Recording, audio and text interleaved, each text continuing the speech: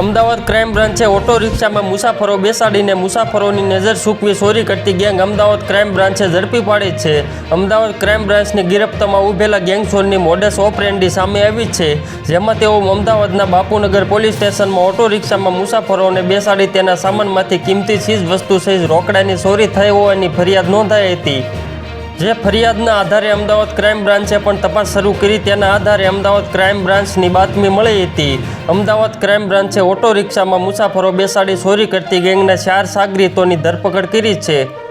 Ahmedabad crime બ્રાન્ચે અમદાવાદના સરો ઉર્ફે બટ્ટા મોહસિન ઉર્ફે માંજરો, ફેઝલ ખાન પઠાણ અને સુરતથી મુખ્ય આરોપી ફારૂક ખાન પઠાણની ધરપકડ કરી છે. પોલીસે આ 4 આરોપીઓ પાસેથી ચોરીમાં ઉપયોગમાં લેવાયેલા એક CNG ઓટો રિક્ષા અને 48,000 રૂપિયા રોકડા મળી કુલ 1,28,000નો મુદ્દામાલ કબજે કર્યો છે. પોલીસે અમદાવાદના બાપુનગરમાં થયેલી ચોરીનો ભેદ ઉકેલ્યો છે. આ સહિત અન્ય 3 ગુનાનો ભેદ ઉકેલી કાઢ્યો છે.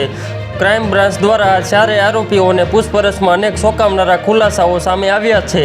તો મિત્રો, હાલ માટે એટલું જ. ફ્રી મળીએ નવી અપડેટ અને નવા સમાચાર સાથે. તે પહેલાં ખાસ કરીને વિડીયોને એક લાઇક અને RTV ગુજરાતી ન્યૂઝ YouTube ચેનલને ખાસ કરીને સબસ્ક્રાઈબ કરવાનું ભૂલતા નહીં મિત્રો.